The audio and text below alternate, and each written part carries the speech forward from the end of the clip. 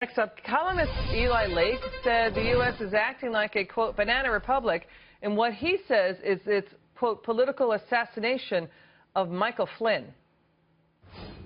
We almost never see this kind of thing because it's not just U.S. citizens, it's also U.S. officials.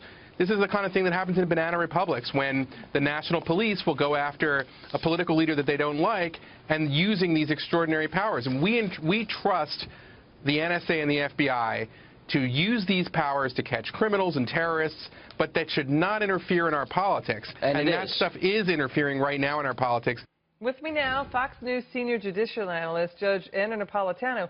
What do you think of the president blasting the intelligence community, saying it's criminal, the leaks that have been going on with the Washington Post and the New York Times? It's not only criminal, the leaks, it's criminal, the spying. It's criminal that the NSA is spying on the president. It's criminal that the NSA is listening to everybody. This is the problem with the security state that we established starting in the Bush administration after 9/11 and ramped up in the Obama administration, where the NSA gets general warrants, not based on any probable cause, but they can listen to anybody they want. Mike Flynn was a head of the Defense Intelligence Agency, spies in the Defense Department. He knew exactly that when he spoke to the Russian ambassador, people would listen to him. He did not expect that those people who were listening to him, and they shouldn't have been, but they were listening to him, and then they revealed what they heard in a way to harm the president and in a way to harm him. This is a very, very dangerous state of affairs, as Eli Lake just said. When people in the intelligence community, not liking the president, not trusting the president, will use the lawful but unconstitutional powers that they have to remove a key player in the president's administration and to harm the president. Question: are they in the intelligence community telling the president everything they know, or are they going to selectively hold it back in order to harm him further? Very, very dangerous for national security. And we're hearing that they are holding it back, right? We are hearing that they are holding it back. We are hearing that some patriots in the NSA are warning the president that others in the NSA and in the intelligence community will not tell him everything that he needs to know.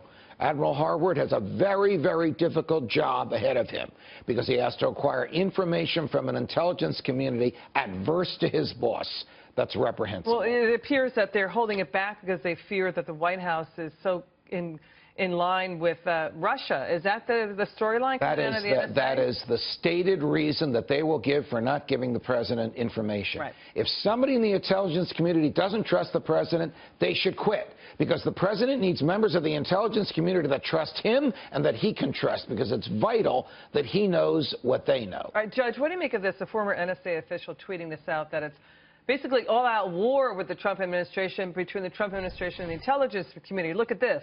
Now we go nuclear. Intelligence community war going to new levels.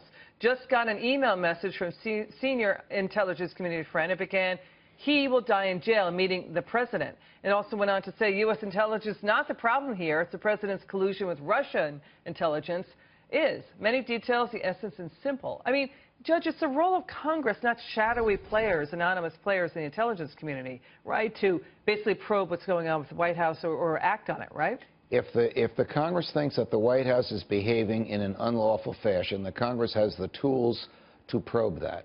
But the president cannot secure the United States of America from its enemies if the intelligence community is rogue, if it is a deep state, if it is operating on its own, if it doesn't follow the orders of its superiors, the ultimate of whom is the President of the United States. Have you ever seen anything like this, Judge? No.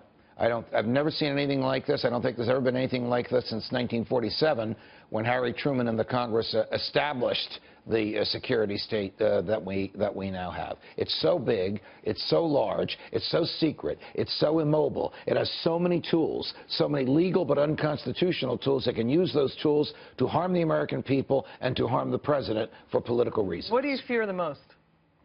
That Donald Trump will make decisions that are ill-informed because the intelligence community has not given him the information that it gave its predecessors, because they hate and fear him. If they hate and fear him, they should get another job. Thank you, Judge. And by the way, we've had other outlets saying exactly what you broke the news before, that basically the intelligence community is withholding information from the Trump administration because they feel that it's going to be leaked to Russia. You heard that, right? American people need to understand how dangerous a moment this is and how much more dangerous it will become. if the President of the United States cannot rely on senior intelligence officials to tell him the truth about what they know. All right, Judge Andrew Napolitano, always terrific. Thanks for coming on the show. We love having you on. Welcome.